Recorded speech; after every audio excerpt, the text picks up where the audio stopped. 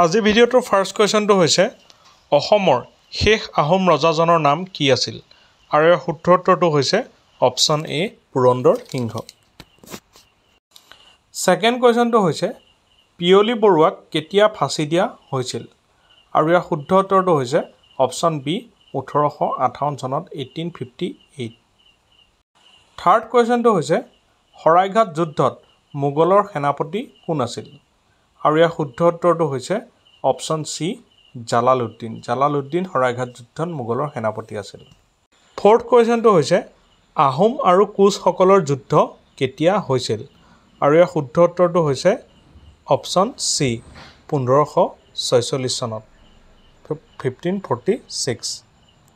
Fifth কুৱেশ্যনটো হৈছে আহোম আৰু কোচসকলৰ যুদ্ধৰ সময়ত আহোমৰ ৰজাজনৰ নাম কি আছিল ইয়াৰ শুদ্ধ উত্তৰটো হৈছে অপশ্যন চি চুকলেংমুং।